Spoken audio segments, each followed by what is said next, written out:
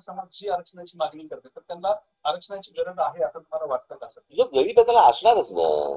कळलं का? ते मराठा ते मराठा काय आणि कोणी काय, तुम्ही कशाला त्याच्यात फोड करताय? मी आता हे जे पत्रकार आहेत ना इथे समोर उभे आहेत, बरोबर आहे, इथे उभे राहा आणि सांगा यांची जात कुठची. सांगता येईल का यांची जात कुठची? सांगता येईल का? नाही ना. आपण कशाला फोड करतोय? पण म्हणूनच माझं तेच म्हणणं होतं. आता मागच्या वेळेला पण मी आठवत असेल तुम्हाला, जरांगे पाटलांचं आंदोलन चालू असताना तिथे बोललो होतो ना मी. होतात ना तुमच्यापैकी कोणी तिकडे? की तो टेक्निकल प्रॉब्लेम आहे. आणि कसं आहे, हा फक्त महाराष्ट्रातल्या मराठा समाजाचा विषय येत नाही.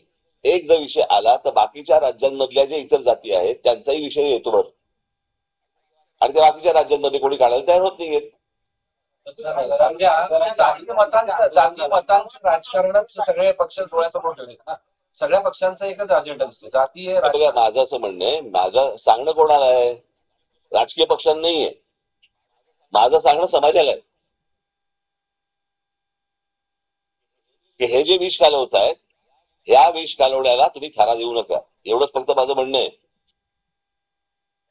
कारण ह्याच्यामधले काही जे मुठभर आहेत हे फक्त हे तुम्हाला सांगतो 3.5 महिन्यानंतर ना हे कोणी नसणार.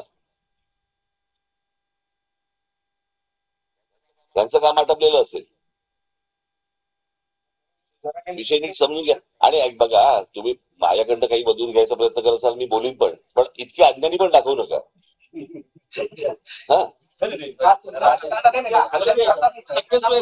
काहीही संबंध नाही. मात्र आम्हाला इशाऱ्याने धमकी देऊ नका. मला जर धमक्या द्यायच्या असतील तर फडणवीस आणि महाराष्ट्र धुळ्यांना जास्त संधी होणार. कोणाला? नाही नाही, ती शरद पवारांची सोंगटी आहे, ती करवली, त्यांच्या अमंगल कार्यातली करवली आहे ती. कळलं का? ती उंबरट्यावरती बसून तिकडेच आयुष्य जिजवणार.